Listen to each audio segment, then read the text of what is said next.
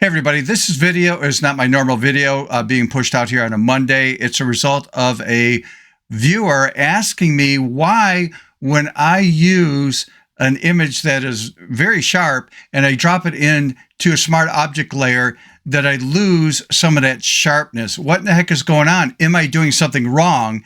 And the quick answer to that is no, you're not doing anything wrong, but we're going to dive deep into this and get into an explanation that was explained to me by a couple of my, let's say, geeky friends out there that know some of the background information and algorithms that are used in Photoshop that is, beyond the scope of me. So let's dive into this right now. Let me show you what this person was talking about.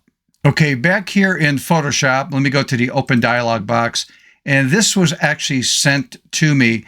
There's this original image, which is a very large image, and then this is the finished product right here.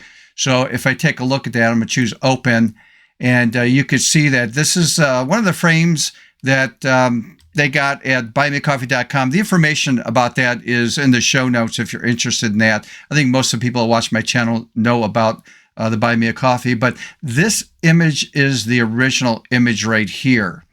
And I want you to see that it's a very sharp image as I zoom in on this, but if I go to the image drop-down menu here and I choose image size, this is almost 40 inches in width and 26 inches in height, 240. If you can remember that, I mean, that's a pretty good size image right there, resolution.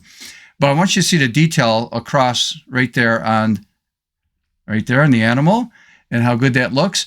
Well, if you're in Photoshop and you just do a quick Control K or Command K on a Mac, that will open up your preference dialog box. Now, this is what I was told, because again, I'm not, well versed in the background of Photoshop and how it works, but I found out from them that when you're using a smart object layer, you're putting it in something that they call a container. Now, whatever that means, I have no idea, but just sort of follow me on this. And the interpolation of the image when you place it into a smart object layer is called bicubic automatic. Now, there's different algorithms that you can choose from. So this person has a very large image, and it's going to go into an area that's much smaller, which I'll show you here in a few minutes. And it just makes sense that you just choose bicubic sharper, which is best for reduction. Well, I tried that. In other words, if you change it here, and then you'd have to maybe be on the safe side, close out of Photoshop, reopen it up. And that means when you're resizing something in a smart object layer and you're pulling it down, it's going to use that algorithm. I tried all the algorithms in here just to try it out, and I didn't get any difference in quality at all. So I'm just going to leave it at the default. So I'm going to talk about the sort of the philosophy of having a really sharp image and what's important to know and maybe not worry about this. But again, let me just cancel out of this. So just remember, there's a very large image here. And if I go to the open dialog box, and let me pull up the template that was used. And you can see here, if I go to image drop-down menu and choose image size, that this template is 6 inches wide here, and it's 12 inches tall at 240 of a resolution. But the image size that goes inside there is about 3 inches high by 5 inches wide. So let me cancel out of this. And I don't think I really need the template on this. Well, I'll leave that open. But let me go to the image right here. And this one we don't need, so I'm just going to close out of that for right now. So this is the original image, and again, this is very big, high resolution, very detailed and sharp. And then if I go to image and I come down here to duplicate, give it a name, this is just automatically a copy of it. So now I've got a copy of it, which is right here. And if I go to, and if this was put into that smart object layer, it's equivalent to doing this. Image size, so there's the size, there's the almost 40 by 26. I'm going to change that to 5 because that's the size it would be when you drop it into that template. So it's going to make it a 5 by 3 240 resolution, and it's resampling using, again, automatic. That's the default because that's in the preset I just shared with you. when I click on OK to save that and, give it a name or whatever, but I'm not going to save that. It just, here's what it did. This is what that person was getting in the template. When it was dropped into the smart object layer, you could see right here how that's not as sharp. Well, because it's a smaller image. This is the original image. As you can see, hopefully it shows up on the YouTube channel because they sort of optimize these images when you showcase a video. But the detail is right there, but because it's a very large image. Now, here's what I want to talk about. And I actually, interesting, when I was battling with this and trying to figure out what's going on and is there a way of fixing this? And then I got a hold of my couple of friends that really know a lot of things that work in the background with Photoshop. They said, no, that's just the way it is right now as of this date, unless Adobe changes that. But yeah, you will lose a little bit of sharpness. And so here's what I want to talk about. So hopefully, number one, this makes sense. But if I go back to this image here, you can see it break down. But let me close out of that. I'm not going to save it. In the template, when I drop it in, that's the resolution I'm going to again get, because the object layer uses that algorithm when it's resizing it down. So it's equivalent to what I just did, and that was duplicate the image. Let's pull the resolution down or the size down, and that's identical what this person was getting in their finished product. Well, what's important to know is, when I was doing the research on this and had my two friends I have that know this stuff about Photoshop, a video I came across by Martin Osner, and just perfect timing on this. And I'm going to talk about this when I come to my philosophy of a photo artist this coming July. I always put that out on a Saturday, which is different than my Wednesday, again, videos. But let's take a look at what this person had sent me as the finished product right here. There's nothing wrong with these images. When you look at this layout and stuff, trust me, if you put this on social media, the resolution is going to be lower. In fact, the person sent me, let me go over here to image size. I couldn't remember. Okay, there's a 6x12 240.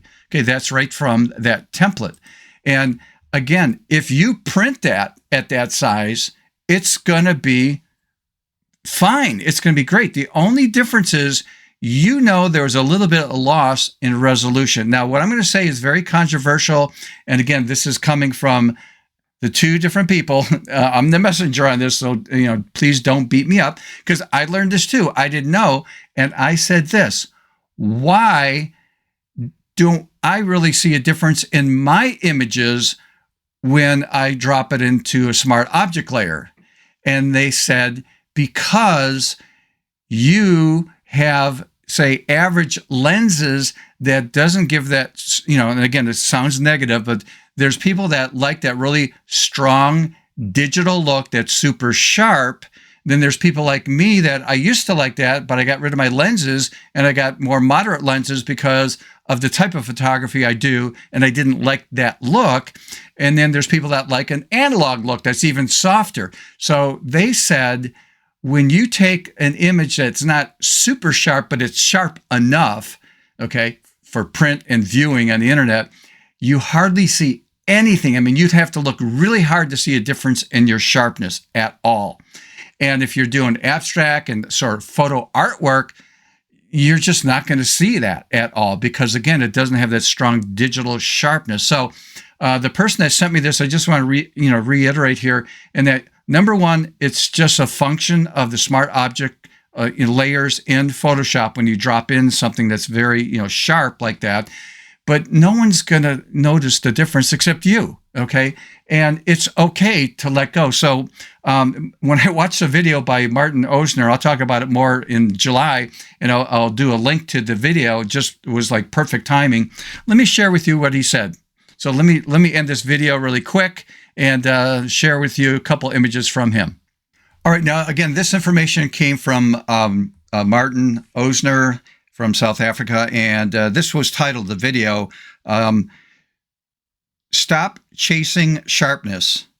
the clinical perfection trap. Okay. And it just really sort of addresses the obsession that some people have with this sharp type of look, whatever. So he was talking about, and this came from his video, by the way, that he is featured in not only his private gallery, but in other galleries, and he sells large prints. When people see prints, this is how they view the prints. But a photographer, and I'm guilty as anybody else, doing the same thing, but I don't do that anymore because I understand this. We look at images like this in the gallery like that. He calls that pixel peeping. And I've experienced that. I've seen other people do it. I do it. But we have to understand that in reality, it doesn't really matter. It's about the overall, composition and image. That's what makes a difference. So he talks about really in-depth stuff about this, and it's about a half hour long. But, the person that sent me the image just realized, number one, you are not doing anything wrong. Okay, it's a function of the way Photoshop works as of right now. Maybe that will change in the future. I mean, I don't know, but the reason I don't see it in my images because I'm not getting that strong digital look because I got rid of all those really good glass sharp images because of the type of photography that I do. I don't want to be negative about, when people say that digital look. It's a look. And there's nothing wrong if you like that look, but there are some compromises that you have to make. And that is, even if you print, by the way, and that's another subject by itself, I've heard people that had, very sharp, that digital look, and they're very disappointed when they decided to print the image. It didn't have that same sharpness. And there's a reason why, and it has nothing to do with this. It has to do with inks and the dot game that you get on the type of paper that is printed on, and it just can't do that type of resolution as of right now with the technology we have on archival prints for like galleries and stuff. So I know that hopefully you understand why it is happening to you, but I wouldn't worry about it at all with your images because it looks great. And just if you post that on social media, it's going to be a smaller size anyhow. People are going to view that on their phone or a tablet or their laptop, whatever, and they're not going to notice that at all. And even if you print that locally for yourself and that, it's going to be fine. Trust me, because I've done stuff like this before that I printed and it comes out good. And again, it's about the overall concept of your image, the composition, the mood that you created, that kind of stuff. That's more important than worrying about, I lost a little bit of sharpness when I went from one thing to another. So again, you may not like what I had to say or report here, but again, this is what I was told. I'm the messenger on this, okay? So it makes sense to me. So hopefully I've answered your question, but I think you're doing a great job with your work and stuff like that. So hey, continue on with it. Till next time, see ya.